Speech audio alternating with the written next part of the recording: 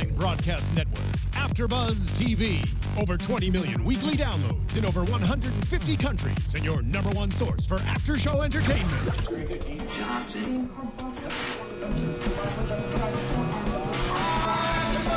AFTERBUZZ TV, the destination for TV superfans. Producing after shows for over 300 of your favorite TV shows, interviewing celebrities and showrunners, and bringing you behind-the-scenes exclusives. All thanks to E! Entertainment's Maria Menounos, producer Kevin Undergaro, and internet leader Akamai.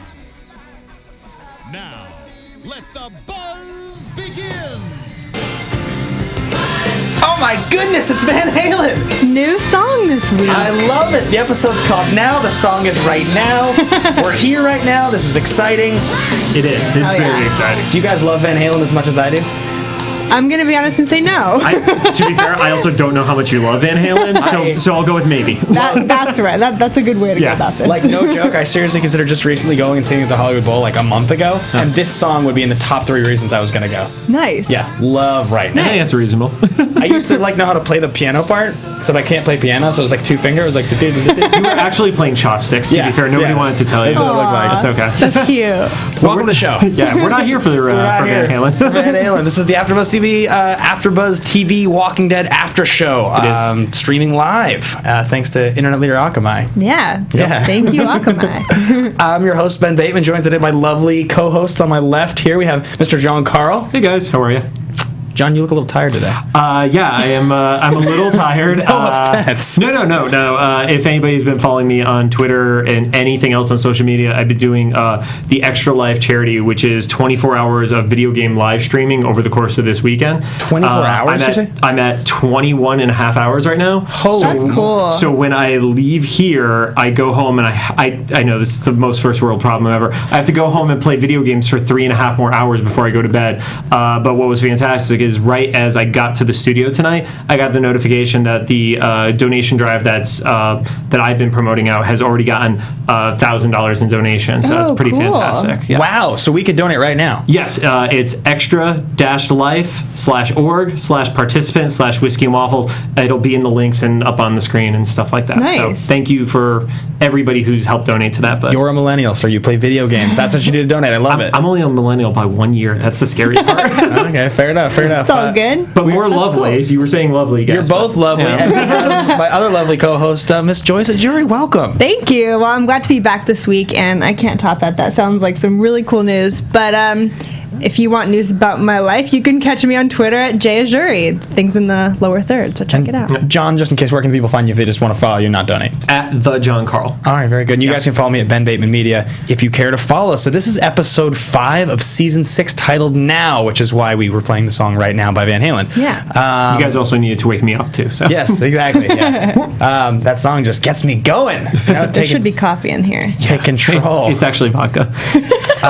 So before we get into the episode, guys, we're going to recap everything, but you should remember that we are on iTunes and we are also streaming on YouTube, and we love to do this show, and it helps to continue to do the show if we get ratings and reviews, because it helps keep the lights on and we cannot do the show in the dark. Like, share, favorite, subscribe on YouTube. Yes, please do. All that good stuff. Yep. Make you a good deed for the day. And if you guys want to follow along and tweet at us or be in the live chat, anything like that, you can hit us up at #ABTVTWD. That is the official hashtag of this after show. Yeah. Lastly, we said it last week, but we will say spoiler alert if we ever talk about the comic books, just as an aside, because it was an issue at the beginning of the season for me personally. It's all good. Otherwise try to completely avoid the subject. So anybody who's concerned about that, don't be concerned about that. Let's get into the episode, guys. Yes, I think we let's should get in. Let's do it. Maybe start with the Weaselly and ever handsome Spencer and his mother Deanna. Spencer. He surprised me this episode because we know that his brother was like the jerk. Right. His brother was the His jerk. brother was the jerk, and I was convinced that Spencer was different. I mean, I still think he is, and I think he was overcome with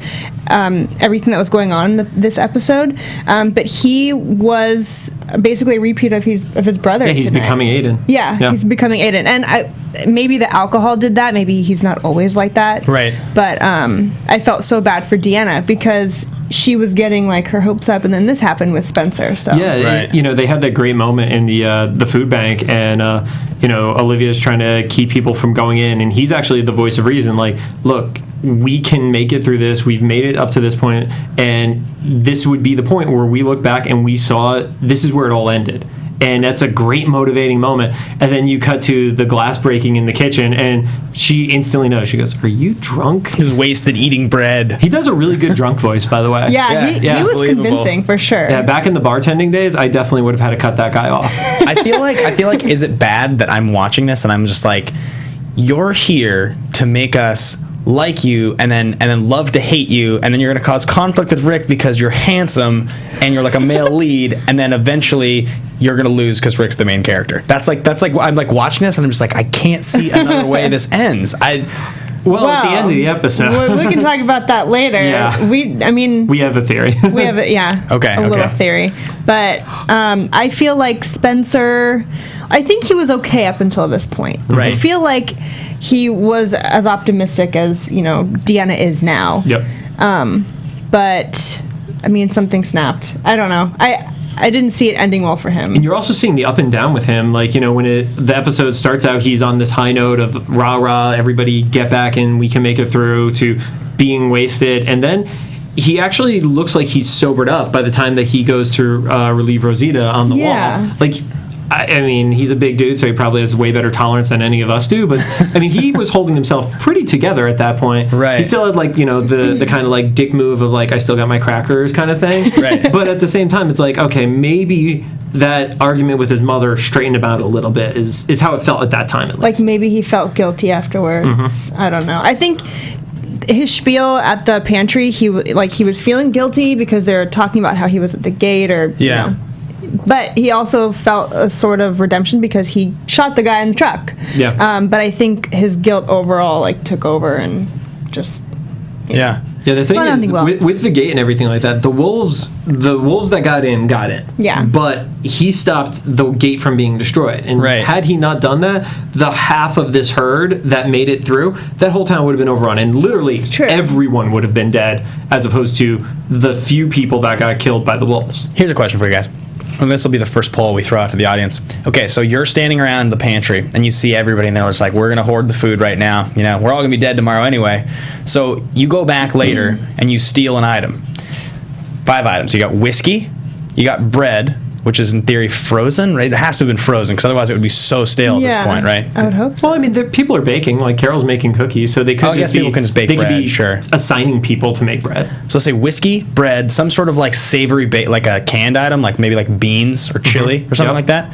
Okay, maybe a candy bar, something like a Snickers, something like that probably that keeps. Right. And then should we say like one more? What are we forgetting? Like what's one more thing? Maybe like some sort of smoked meat. You had me at whiskey. What do you guys take if those are your 5 options, fans? We got smoked meat, savory canned food, bread, whiskey, or the other one I said. I would definitely take some form of alcohol. Yeah. I would definitely take the smoked meat because I love smoked meat. But you only get to take one. The whiskey. Well, I mean, my channel's called Whiskey and Waffles. How do I not take the whiskey? You got to promote your channel. Because they don't have waffles left there. I go smoked meat. I'm like such a... I go like if I go to a gas station, I have such a hard time like checking out and not just like doing the Dumb and Dumber move and like grabbing a bunch of pepperoni sticks. You know what I mean? Like that's just like, I don't know. No, struggle. I love those. I think I'd take those too. Any fan comments? Anybody want to? No? Nothing yet with regard to what we've talked about so far. No one cares about pepperoni sticks and whiskey. Get back to the episode. Not yet. Okay, so Deanna, let's jump over to her a little bit. So Deanna's she's starting to kind of lose her mind, and then she comes back around. Looks like she's sort of like, Rick, you're better fit to lead these people. And then she has a moment at the end of the episode. I didn't really get the whole let's be as quiet as possible, and then there's a scene where Rick's like, okay, target practice into these zombies. Fire this gun. The horde's already there. He also didn't pull the trigger. Right. So, I mean, you could argue as to what happened off camera with that, but I feel like at that time, if a bullet went off, it would have been one of those moments where you would have seen somebody in the town trying to get back to normalcy, and then all of a sudden there's that crack and everybody freaks out again. Yeah. So I don't think he shot it. We would have seen a reaction from somebody, or we would have heard it in the distance for sure. Exactly. So maybe That's true. Maybe he was like, did he take the bullet out when he did it? I know he cracked it open. He got a bunch of the bullets out, but I didn't count the number of them, so I don't know if he got all 6 out of the shooter. So. Well, we'll get to that in a minute. So Deanna, at the end, obviously you have the cliffhanger moment. Well, let's talk about Deanna earlier, where she's quiet, she started to lose it, she goes through all this with her son, and then you get to the moment where she's returning her son's mistake, right? And there's the one wolf that was not accounted for, and it was actually really shocking to me, with everything she has heard from Rick and all these people, that her instinct was still to stab the chest. Dude, she hasn't had to kill any zombie yet. No, not yet. Never. So I think even if you know what you're supposed to do and you know a headshot is what you need to go for, I mean, not only was she shorter, so going for the head was going to be difficult, she was really just trying to sort of fend him off at first. But I think in that moment, she's probably not really thinking clearly. She's sort of just like, I'm going to kill this thing. Well, she also realized it was a wolf, because she wouldn't have said, you son of a bitch, to it if it had been one of the people from the town. Like, that was her getting anger out at that point. And she's... all that she's had to deal with, losing one son, losing her husband, that was the first time she really, really had to deal, or had a chance to let it all out. She had to fend for herself. Yeah. Did that moment happen before or after she was like drawing up some new plans? I think after. It happened after? Because the new plans moment... it was after, because we looked up the what that phrase meant. Oh, that's true, that's true. The new plans moment to me was a little bit of like a plot device to move us forward in regards to like the way she's thinking, but also a little bit like corny. Like I'd sort of had I guess it's because she saw the ring and she thought of Reg, and that was all his dream, right? So she had the moment where she was like, I want to finish his dream. If we're going to live, we're going to live and live the right way, kind of a thing. Yep. And what was the translation? Because she wrote a Latin phrase, and we looked it up. So I'm pronouncing it wrong, I'm sure, but it's dolor hic tibi proderit olim, and it means be patient and tough. Someday this pain will be useful to you. Gotcha. So she's using her anger to move forward with this. To drive herself forward. And I feel like in this episode, at least for me, I was kept guessing as to where she stands, because first she was in this like haze in the beginning, and she was walking around sort of dazed and confused, and then she had that look at her son when he was talking in the pantry, like, oh, there's hope, like my son, he's validating what I want to do, right? And then we had the moment where she's like stabbing the zombie, and I thought that was it for her. Like, she was done, not dead, but just over it. Do you guys think a glass, like if you have the thing and it would hold together that well, stabbing someone? Like, okay, this is going to make me sound like a psychopath. Yeah. Their flesh is soft. It depends what bottle it was. Because there's really because when I used to bartend, I used to flip bottles. Yeah. And there were times when I'd flip a bottle, and if it was like well whiskey or well vodka or something like that, it would break and it would just shatter into a million pieces. That looked like a good bottle. That looked like the strength of like, I don't know, like a Belvedere bottle or something. Okay. I think you could do some damage with that. Not a Kettle One bottle, though. Fair enough. Yeah. Okay. It's cheap for a reason. Yeah, exactly. Packaging. So Deanna goes nuts, and she kills this. Well, she attempts to kill this wolf. I do want to talk about the moment Spencer has right at the end with Rosita, and then I also do want to talk about her and hitting the wall. So you see some blood start to seep through there. That was what we thought it was seeping through.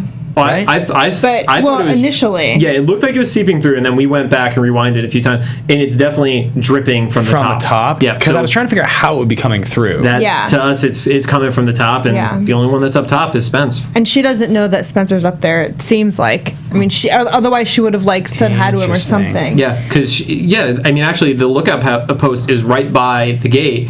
And you would imagine if he was up there, he would have seen his mom touching the gate, ticking off the walkers, but there was nothing there said at all, regardless of who was on lookout. She's already in such a daze, she's not paying attention to who's up there. Interesting. I hadn't even thought about that. Yeah. Wow. So, needless to say... I peeked him out. Needless to say, we think Spencer's dead. Yeah, we think he's gone. Yeah, we think he offed himself. Wow. You think he killed himself? Yeah. Interesting. Yeah. But, crazy. Who knows? Well, that's a big prediction to make. I would not have seen that plot line. I sort of figured, like, they usually, when you give, like, a moment like that, like he and Rosita, I was sort of like, oh, okay, like, they're, like, planting a seed, like, sort of, but maybe not. Like, relationship-wise? Yeah, I mean, it'd be down the line, but you just start to plant that seed of him, like, maybe getting, like, a good-looking female who's, like, his sort of, like, making an alliance a little bit. Well, here's the thing. Something like that, you already had an instance in this episode specifically where it was shown that somebody killed themselves when Jesse goes by that house, and it was obvious that woman had killed herself. She was not a victim of the wolves and stuff like that. It was definitely she cut herself for sure. So is he up there hurting himself, or did he kill himself? Because either one could happen, because this guy feels guilt over everything that went down. So maybe that's just him bleeding because he wants to feel pain, or he's gone. But I don't think there's any way that was not his blood. Yeah. Gotcha. Okay, crazy. I didn't see that coming. We will get there. We should continue moving through because we have a few other plot lines we want to hit. So I think we should jump forward to talk about Maggie and Aaron. Yeah. So we open the episode up and you hear Michonne explaining to Maggie that Glenn has not come back. He was going to fire off a signal. No signal was found. And Aaron, Eric is still out there? Is that what's going on? Or is Eric dead? Where is Eric? I haven't seen him for a while. I think he's still there. I think so. I just haven't seen him in forever, I feel like. I seem to remember during the attack when the wolves came into town, he had to kill a guy, a walker that looked like Eric, but I don't think it was Eric, because that would have been a bigger moment. It's just strange that we didn't see him this episode. I don't know who he would be with out on the path. I don't know. Right? I'm not sure. I do think Eric is still alive, though. I feel like it would have been a bigger moment, though. If we missed Eric and somebody watching this, can somebody just let us know if he died and we missed it, or if he's supposed to be somewhere that we're not realizing, or he's just a quiet character in the town. It's funny, too, because... Well, I mean, for a while, Aaron was quiet, and we didn't see him for most of the stuff until this, past 2 episodes. So. Eric is listed as the last credit in the episode guide for this. If you click up this episode on IMDb, the actor that plays Eric is at the very end. And I didn't see him in this episode, but maybe he's in the background and I just missed him. He might have been. The background in the big speech at the wall. Or something like that, yeah. So Aaron decides to go out with Maggie because he feels guilt over the fact that in the trap that was set for he and Daryl, they got his backpack, found the place in the wolves. The wolves found the bag and came and attacked the city. Who, by the way, as sucky as it is that he feels the guilt, I respect his character even more that he came forward and he was like, look, I'm the reason why my bag was found by the wolves. Because a lot of people at that point are ready to point fingers at Rick, and Rick is just trying to motivate people, but there's still that distrust of Rick and his group versus the people who've already been there. And he's like, look, the reason we got attacked isn't something that Rick and his group did. It came internal from us. Right. Yeah, I think he's one of my favorite characters, Aaron, now. I think he's sort of grown into it. I love him. And I love Ross Marquand. He's awesome. Yeah. Is that the actor? Yeah, he's so great. Yeah, he does a really good job with the character. I think, generally speaking, his scenes, I tend to feel there's a weirdness to his character. Especially when you first meet him a couple seasons ago, I think it is, at least 1, maybe 2, where he's so over friendly, you don't trust him at all. Yeah. But I remember feeling that way last season for sure. He's really kept that tone, though, that overly nice tone. And it works for him. That's just who he is, which is really cool. And I enjoy the character a lot for that reason. I think he's an uncomfortable person in an uncomfortable situation, and he just makes up for it by being so nice because he doesn't know what else to do. Some people would shut down. He's like, it's almost the kill him with kindness method where it's this is all I have because I have to keep myself up too. Yeah. So he and Maggie are starting to form sort of a bond because she's going to go after Glenn. He walks into the armor. She's getting her stuff together, and she's like, you can't stop me. And he's like, no, I'm going to help you. So they get out of there after they arm themselves to go through this storm drain, right? They counter a couple walkers. And there's this moment which kind of annoyed me. These are moments in this, there's a few moments that happen in this show where and I love this show to death. We know exactly what you're going to say. Yeah. But it's the whole I don't need you. And he's like, but now I'll save you. It's so you did need me. It all comes full circle in 5 minutes. And but you're just the fact that Maggie needed him was the annoying part. Out of character for her. Yeah, because she's like a stone cold badass. And I was because we watched it separately. Let's just put it out there. Yeah, we watched it together. John and I watched it. You watched it separately from us. When we were watching it, I was thinking maybe the way they would justify her not being able to immediately kill that walker was that he was too slippery and his skin was that cool moment where the skin melting peels off. It was freaking nasty. Yeah. And so I feel like their justification and maybe my own justification is she just couldn't get a grip on anything enough to get him in the head. She didn't swing first though. She let herself get backed into the wall, and that part irked me. And that kind of goes back to last week's episode where Eastman made a move that was not indicative of his personality when he put his back between him and Morgan and the walker. That just felt contrived to me. Yeah. And I get why it happened, but or here's another justification: pregnancy brain. Right. Don't you guys feel like would you have found it to be more effective had the same situation happened, but she actually saved Aaron, and then Aaron looks at her and says something like, "It's going to happen to all of us sometime. Doesn't mean I can't still help," or something like that? I would have totally been way more Yeah, totally, exactly. Maybe. It doesn't mean that she needs you. It doesn't mean that you need her. You're both just trying to survive, and eventually one of you will probably get eaten by a zombie because that's just the way it works in the world. Yeah. And you're going to need someone to save you. It doesn't mean you're any less or more capable. You don't need to give us this like spoon-fed, she needed his help, so it's a good thing he came along. I don't think I would have had a problem with it being like she actually tripped or something like that. It was just really just she wasn't even swinging or like trying to push through until he was right up on her. That was the only part I had a problem That's with. true. Yeah. As far as just like the whole idea of like, yes, she does need him, I'm okay with that being spoon-fed to me. It was just how they went about it that just felt a little weird. Yeah. So they keep walking after the two walkers get killed. He gets banged in the head, and she's like, "Go back." And I believe it's what was there a line? The more no why. Nope, I can't even see. Can't read my own writing. Anyway, they keep walking down they keep walking down the sewer, and then they get to like the bars. They get to the gate, yeah. And she's Yeah. like, "We're too close still. We can't get out." And she then is that the first time that she's admitted she's pregnant in the show? Yeah, It is, that's right? the first time Yep. it's actually been confirmed. I mean, we had suspicions when Kristen was on the show. Mm-hmm. We talked about how we realized that Glenn told her to stay because, and like the sentence trailed off, and we figured it was because she was pregnant. And they were Right. going to announce that at some point. So, yeah. And she starts to sort of let him go, but more and more and more and more, I just don't think he's dead. I just don't really get it. You know, I was sold on the idea that he was when it happened. Yeah. But, you know, hearing things from you guys, you know, tweeting at us and justifying why he shouldn't be dead or why he's not dead, got me thinking. And then also just not wanting him to die. I'm just like, Yeah. maybe he's not dead. Well, the thing I can take that. that week, because I didn't watch it with you guys, that was my off week for the show. I actually ended up watching it the next day, which of course meant that within 45 minutes of the episode being over, it was entirely spoiled for me. So for me, I was watching it almost in the same way that Game of Thrones fans who read the books were just waiting to see how the Red Wedding went down. Yeah. That was me waiting to see how it went down with Glenn. Yep. All I heard was he was dead. Or Yeah. was he dead? And then I was expecting like a bullet to the head or something like that with Something Nicholas. obvious. But then the way that it happened, when you're looking at it with that preconceived notion, it definitely looked like it was shot to be ambiguous, not definitively dead. But Yeah. Well, and then there's that whole thing we talked about before with Scott Gimple confirming that this whole season is supposed to happen, or at least the first half of the season is supposed to happen in one day. So we still, again, we don't know. It's very possible that he got bitten, he'll find his way back, bitten or something. We don't really know. That sequentially, this episode, the way that the way they're telling this story is a little confusing, I think.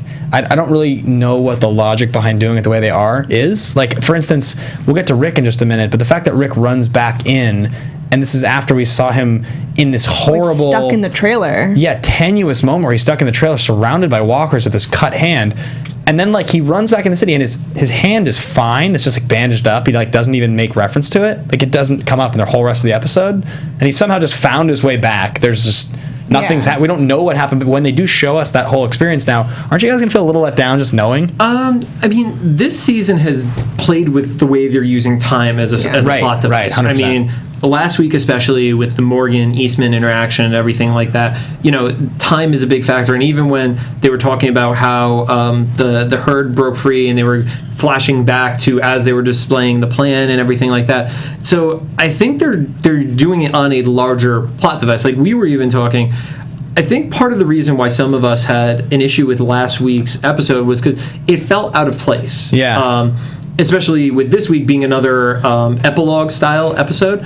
But it also makes sense in context because we can't just say you could have shown that later because the conversation with Morgan and the wolf from last week would not have made sense happening 3 or 4 days later because we don't even know if they're going to get to 3 or 4 days later right now. That it did need to happen. So That's true. I'm curious to see from a storytelling perspective how it's all going to pan out. And I think there's going to be more flashbacks because, look at Abraham and Daryl and Right. Sasha. In theory, they should be back by now. Yeah. So what is next week using to play with that same time frame? Because next week it looks like we're gonna get their story. Yeah. What's going on with them? Yep. I feel like this will be a season where once it's out, like on Netflix or something, and we watch it all at once or All marathon, together. it'll make way more sense, or it'll be a lot less jarring. I can't do any more marathons. I don't know, like Pulp Fiction style storytelling, for lack of a better phrase, I think can be very effective, and I think at other times can be unnecessarily confusing, sort of like dubious almost. And this one, for me, as somebody who really wants I want to end every episode feeling like that was awesome. Kind of the way that we ended the first 3, I guess, of this season. Is that right? 1 was the first 3. 1 was incredible. 2 was the massacre, and 3 was the Glenn episode. Yes. So all 3 of those were just like, oh my goodness, this is the best season of Walking Dead ever. And then the last 2 have been sort of underwhelming, just in the sense that I didn't feel like I didn't have the same satisfaction. So I guess if they're trying to use this plot device to move time around, I think what you're saying does make sense. It'll play better. But I also can't imagine that they don't put into consideration the way people talk about the show because of the way it's laid out. So people are still going to wonder what happened to Glenn. People are still, just like we did. Yeah, just like we're doing. So I think it's smart on the writer's part for the way they're using time, and also for how they're keeping their audience abuzz. Yeah, and one thing that the commenters in YouTube have said is, and I respect the criticism on it, is not every single week could be action-packed. Right. And I do get that. It just, from an up and down, hill and valley perspective, it was weird to see 2 episodes in a row that felt like calmer episodes. That was the only thing I had. Hopefully next week. I guess the reason I brought it up is because I started thinking about next week, and we're going to get more action on the road, but sort of less resolution of the main conflict that we've been dealing with. Mm-hmm. It's going to be seeing. I don't know. We'll see. I love it. I'm still looking forward to it. Hell yeah! But if you look at this week's episode, it actually started calmer and slowly did build. Like, you had the moment with Jesse and the woman who killed herself. Then you had Deanne, and then you have like whose blood is that moment, which, like we said, we're predicting is Spencer. Right. But it did get these high points that are more just building up attention again, because I think the biggest thing that this show sometimes can fall into, and as an audience we fall into it too, is everything is action-packed, and there's actually no suspense. It's just, becomes a checklist of who's dying next. Yeah. So true. Agreed. So also in this episode, speaking of Aaron, I turned to Joyce and I was like, oh, there's no way he's surviving the end of this episode. And they proved me wrong. Yeah, we thought he was going to die. Yeah, but the second that he's like, no, it's okay, I'm still going with you, I was like, oh, you're totally dying as soon as you get to the gate. And then they hit us with the pregnancy ad, and nowhere for me, because I don't pick up on when girls say things. Fair enough. We have a couple more plots we need to touch on. So one that there's 2 that I want to get to before we talk about Rick and Jesse. So the first one I think we should probably reference is Denise and Tara. Right? Mm-hmm. So a kind of a subplot line that's been going on that I didn't really see coming, and then it takes you, I feel like it kind of just happens by surprise at the end. And for a little bit during the show, John and I were confused as to like, Denise and Olivia look so much alike. So we were like, was Denise also in charge of the No, they're 2 different people. They're 2 different people. It's funny, in the comics it's like the same thing. Like you confuse the 2 of them the same way. Yeah. Spoiler alert, just kidding. No, so Merritt Wever, who plays Denise, funnily enough, there's a movie called Michael Clayton from 2007. It's like I think it's 07. But anyways, it's one of my favorite movies. I've seen it like a million times. And Merritt Wever's in it, and she plays like a teenager, essentially. And I spent the whole episode tonight trying to figure out why I knew who she was and where I recognized her from, and then it hit me at the end. But I'm trying to, I don't know, like, this show has this thing that they do where anytime they give you emotion from a character, anytime that you're made to feel about a character in a way, like, it's basically like you're just waiting for the gavel to come down on which of them is going to die. So I just am sort of like, okay, romance, how long is it going to last? What's going to come of this? And of course it'll be the person we need, which is a doctor. Yes, exactly. I kind of liked it though, because it's really easy in a tense situation to start shacking up with somebody, and because Tara's on the lesbian side of the spectrum, whether she's bi or lesbian or whatever, she doesn't have as many options because the majority of characters seem to be straight. Right. So if she has the opportunity, why would they not jump to each other? Yeah. Agreed. And what's it? It's cool. It's not cool to be scared. It's okay to be scared. What's her line? Being scared sucks. Yeah, being scared sucks. Yeah. I mean, it is sort of nice when you throw in sort of like an innocuous romance like that of sub characters, because now you have a little more reason to care about them on the peripherals, because they're not main characters. Yeah. So I was okay with it. I thought I didn't feel like it was a plot device as much as I was like, this is good. It gives me a little more reason to care about 2 characters I wouldn't have otherwise paid as much attention to. And it gives each other a reason to fight for their lives, basically. As you said though, Denise is far more important as a character because she's a doctor. So there will be like real there'll be Implications if she goes. 100%. Yeah, totally. So let's jump to Carle and Ron. We can just have a quick powwow about this. Teen angst. So Enid is gone. I think Ron is up to no good, is what it seems like. I don't trust him after this episode. I mean, I know we're going to get to it, but he needs to learn how to shoot, right? And the whole time he was asking Rick for help on that, I kept thinking he's going to turn that gun on Rick. Something's going to happen. Like, this kid is trouble. It didn't happen this episode, but I think he's going to attempt to do something like that. So I'm hoping it's the latter versus the former of this. I'm not sure if he's a really bad actor or he's just really good at being insincere. And I'm hoping he's like being good at being insincere. Yeah. Because it's like, oh God, it's like, it's either painful or you're doing this just so you're just a prick, basically. Yeah. Yeah, it's funny. I was thinking tonight about that. So one of the major criticisms of this show that you'll hear from critics, and especially in the earlier seasons, is people will say the show is not known for its good acting. They'll say that the storytelling's great, but sometimes people have a real problem with some of the actors. I disagree. Yeah, and some of the actors I think do great. Actually, and I don't even have a lot that I have a big problem with, but I started to think tonight, like, imagine the world ended, guys, and imagine you were in these untenable situations with intense personalities, some of whom are like really good socially and are good at articulating their thoughts, and some of whom are terrible communicators, some of whom probably aren't that smart, all kinds of things. You would probably find yourself in a situation where if it was like the reality TV version of zombie apocalypse, you would look like people are like, is he being serious? Yeah. Or like, is she scared? Like, is she being sarcastic? What the hell because like, and in some ways, when some of the actors seem like they're doing a bad job, it's almost better, because that's like what real people in real life in a situation like this probably would be going through, is these emotionally charged situations with ridiculous stakes. Like, if we screw up, I'm just going to be torn apart. Yeah. And also, you can't say the actors are bad, because when Michael was here in week 1, he totally had me fooled that his character was going down the right path and not going to be like the ultimate jerk of the season. Oh, yeah. So he acted very well in front of us in person.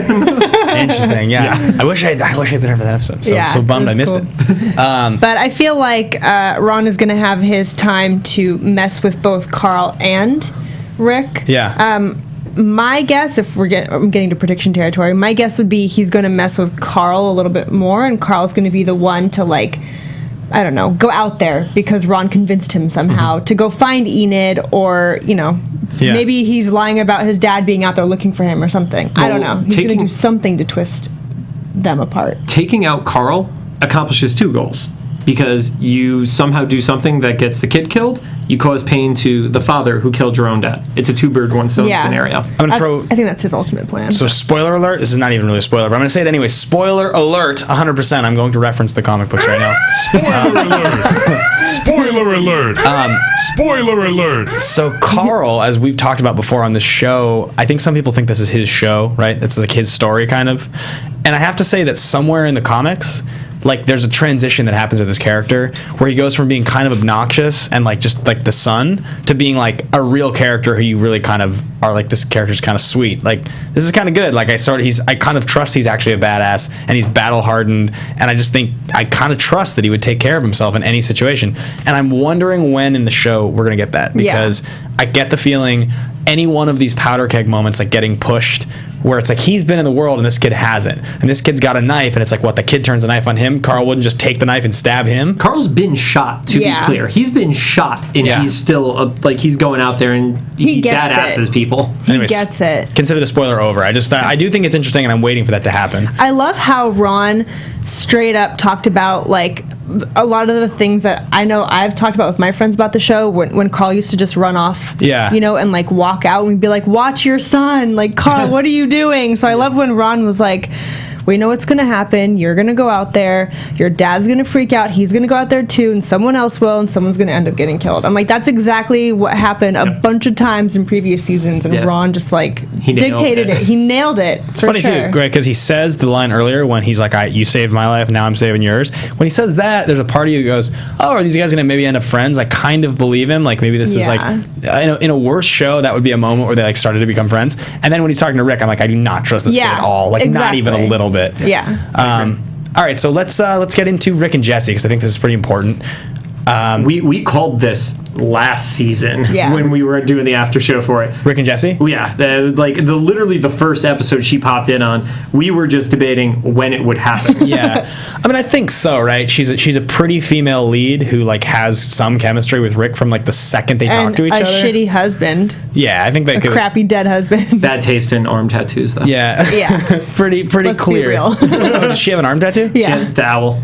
She has the owl? Yeah. Does the actress have it, I wonder? Or is it? Is it real? I don't know. It was enough that they had a metal owl that got destroyed by her shitty husband. At Maybe the time, she's so. very wise. Interesting. I wonder if that's a character choice. We don't know yet. Or if they chose the actress and she had the tattoo and they were like, We'll make it work. We'll make it a thing. So it ends up with them making out in the garage, right? And I was like, don't pull away and have Ron standing there. Don't do it. And they didn't, thank God. Yeah.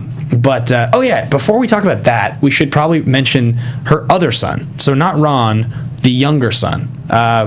Oh my God, his name escapes me again. Oh God. Why does this always happen? Well, it's confusing because anyway, doesn't matter. Shoot. The younger son's name. God, this is like the only character I can remember. Anyway, yeah. She makes him cookies and he doesn't want to come down. And they're like, so Ron seems to matter and the other son doesn't seem to matter. They seem to sort of like, she's got 2 kids and you have to think that if like, in my predictions, which we'll get to in a second, I think like it's going to go like real haywire in the town. And I have to think one of them is going to go and it'll probably be the younger one. Like, I just can't imagine another scenario. I guess they could just both, or maybe she will. The younger son's story revolves more around Carle still. Like, yeah, all the stuff that has recently gone down, but like his major interaction on the show hasn't been with his mom, his dad, or his brother. It's been with Carle. That's true. So Right. I think, not to get into spoiler prediction territory, anything that's going to happen with him that means something moving forward is somehow going to involve Carle. Carole, yeah. It'll probably be her character doing what she wish she could have done with her daughter back in the day, like Right. in terms of protecting him and making sure he's okay. Something like that, yeah. Because she's had a strange relationship to him. But so anyway, yeah, just his scene was like, not really sure what the point was, what was supposed to feed us, or This what, kid's broken. yeah, something. But so that's I think that's what it is like other people are trying to get to being able to deal with what's going on outside and pretend that it's not in a way. Yeah. And even with Jesse's speech at the door and stuff like that, people are like, you guys got to accept this and figure out how to live with it. And he obviously can't because he won't even go down a flight of stairs. I mean, he still doesn't know what's going on. He has no idea what's happening out there. she is the ultimate example, though, to me, Jesse, of when we talk about making us care about characters that we're eventually going to we're going to lose, that it's going to like make an impact. To me, she is public enemy number 1 for that. Like, you're giving Rick someone to care about. You're giving us a half season or a full season to care about her. I just like 100%. I'll say it again, my prediction. But anyway, they start, I guess earlier she has her scene where she delivers her speech to the people after she kills the walker that had committed suicide. Yep.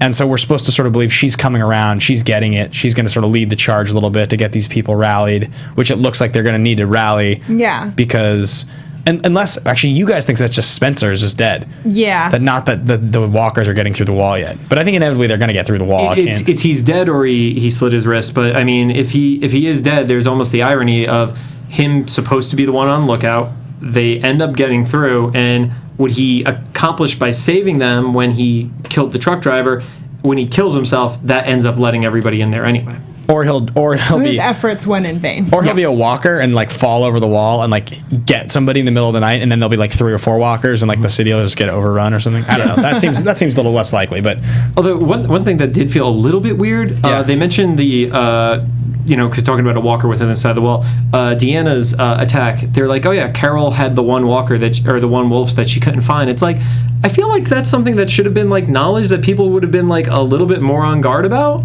Right. Like, oh, there's one wolf we can't find that she knows she killed him.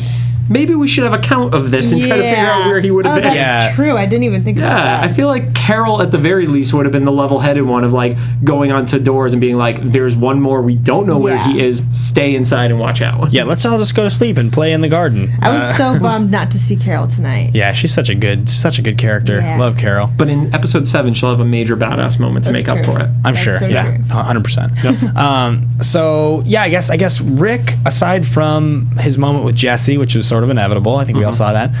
His hand is something that should be referenced because it seemed to be fine. They kind of led us to believe.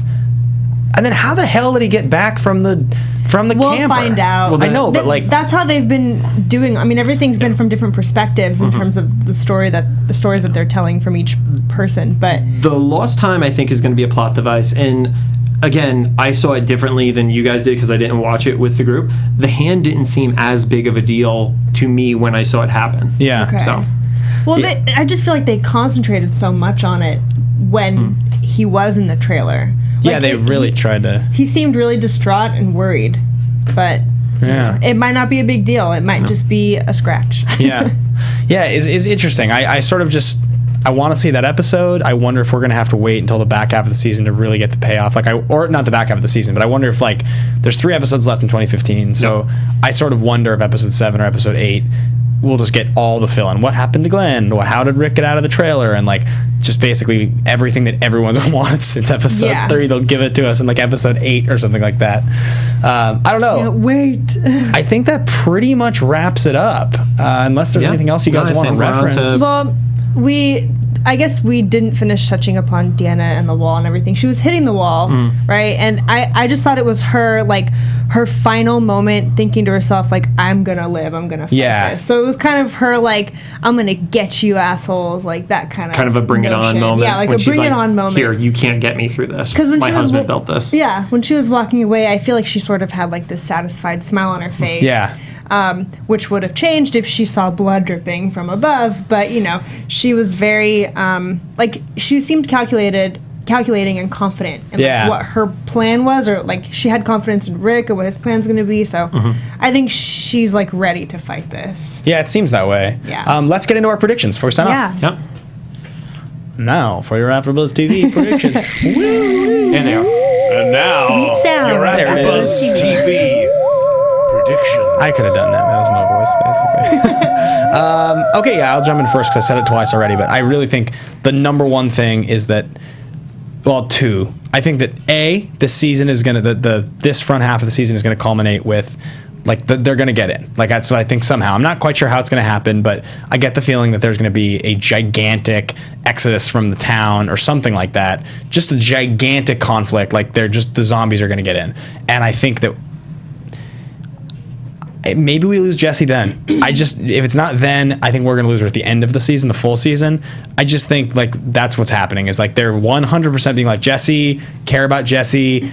Rick needs to care about Jesse. And we're going to take Jesse from Rick, and he's just going to be one step crazier. Well, do you guys know how many episodes she's been in so far? Because on IMDb, it says she's billed for 21. Definitely not 21 yet. No. Okay. Yeah. So she'll probably be around for a while. I hope she doesn't die. Yeah. But So that would mean if her last episode would be the end of this season, she would have had to be in on episode 3 of last season. Okay. So Is that really? Yeah. Oh, you mean of the front half of the season? if she were in 21 episodes. If she would have had to be in yeah. episode 3 or 4 of the front half of last season for her to hit 21 episodes. Yeah. Okay. Because it's 8. It's only 8 for right now, 8 previous, and then going back on that. So True. She would have had to be episode 3 or 4. But yeah, maybe the end of the season will be her demise. I don't know. It might be later. That's what the feeling I'm getting when I'm watching this, more than any character. What do you guys got? I do think something big is going to happen. I don't think it's going to take out Alexandria. I do think it's going to thin the herd of living people a lot. I think that's going to be the biggest thing that's going to happen. And I'm sticking to my guns that the return of Glenn is going to be like him popping up, whether or not he actually even does anything, but the literal last shot of the entire half season is Glenn alive. Yeah, I think so too. I'm like I said before, I'm leaning more towards him being alive now, because now that Maggie's for sure pregnant, like she's gonna need someone there for her to help her settle down. Just like when Rick and Lori, were trying to find a place to stay and live to make sure that her pregnancy carried to term and she had her baby. I feel like Maggie's going to need somebody close to her like Glenn to come back and be there for her while that happens, because Rick is not going to do it. He's going to be busy leading the pack. Yeah. Eugene doesn't have a lot of stuff he's doing. He's something. I don't trust Eugene, okay? Not with my life and my baby's life. Yeah. If I were Maggie. Fair enough. Fair. Eugene, my butt. All right, guys. Well, that's going to do it. That's going to wrap it up for the AfterBuzz TV after show on The Walking Dead. Guys, if the folks want to find you, I mean, aside from just being here next week to see us again, if they want to find you, where can they find you? Go ahead. at the John Carle on Instagram and Twitter. And one more time, if they want to find your charity. Also, it's on my Instagram, so that makes it easier, but it is www.extra-life.org/participant/whiskey and waffles. Good luck with your 3.5 hours tonight. Joyce, where can they find you? You guys can find me on Twitter, Instagram, and Snapchat at Ajouri. I have some behind-the-scenes stuff here on our panel before and after the show. And also find me on Tuesday night's Agents of S.H.I.E.L.D. podcast here on AFTERBUZZ TV. And if you guys want to find me, I will be here next week. My name is Ben Bateman. I am Ben Bateman Media on Twitter and Instagram. And if you go to the Popcorn Talk Network, I talk about my favorite action movies on Wednesdays, streaming live at 12:30. Action Movie Anatomy, my favorite part of the week, aside from being here. I'll see you guys next week. Bye. I save on that being, aside from being here. From executive producers Maria Menounos, Kevin Undergaro, Phil Svitek, and the entire AfterBuzz TV staff, we would like to thank you for listening to the AfterBuzz TV network. To watch or listen to other after shows and post comments or questions, be sure to visit AfterBuzzTV.com. I'm Sir Richard Wentworth, and this has been a presentation of AfterBuzz TV. Buzz you later. The views expressed herein are those of the hosts only and do not necessarily reflect the views of AfterBuzz TV or its owners or principals.